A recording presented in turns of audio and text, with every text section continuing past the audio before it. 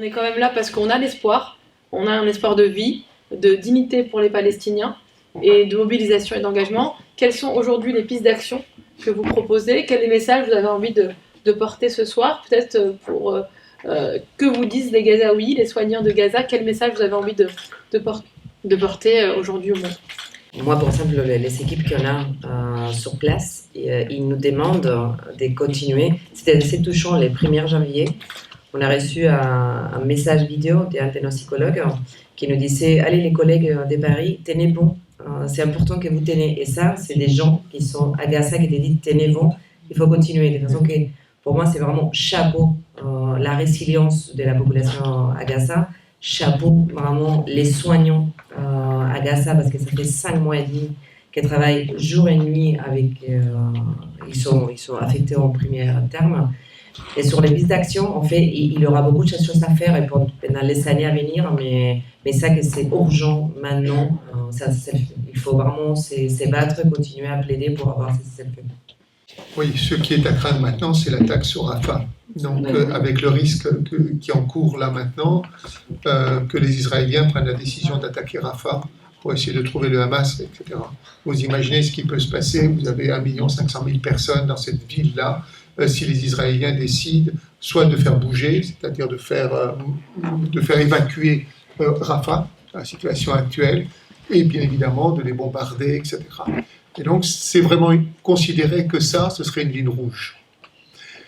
Alors je dis bien, il faut que ce soit et que ça devienne une ligne rouge. Et vous devez, à travers les réseaux sociaux en particulier, permanent, chaque jour, renvoyer, télécharger, etc. Il y a une véritable guerre de la communication. Les Israéliens, enfin tous les gens qui sont les pros, etc. Moi, je me fais attaquer au-dessus de ma ceinture et au-dessus et en dessous de ma ceinture, je me fais attaquer en permanence. Quand je ne me fais pas attaquer, même dans un restaurant où je suis en train de manger tranquillement et je me fais agresser maintenant, dans des réunions, je me fais agresser du fait de la prise de mes positions, considérant que je suis antisémite, etc.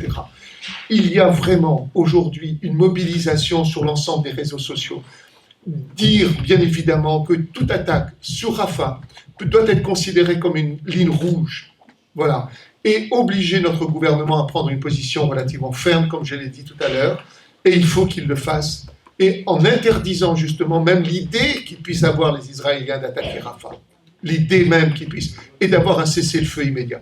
Tous les jours, cessez-le-feu immédiat, cessez-le-feu immédiat, cessez-le-feu immédiat, et une ligne rouge sur une attaque sur Rafah.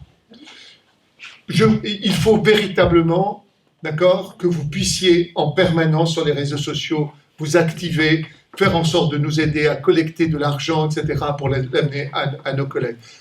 Quand je suis parti, Palmen m'avait donné de l'argent, bien évidemment, je l'ai porté, et mes autres collègues aussi, nous avions de l'argent liquide pour pouvoir les faire rentrer à l'intérieur, payer les salaires, aussi des soignants. Ils ont besoin d'argent, bien évidemment, et il faut pouvoir leur offrir aussi ces salaires qui ne sont pas très importants, mais qui leur permettent de maintenir leur dignité.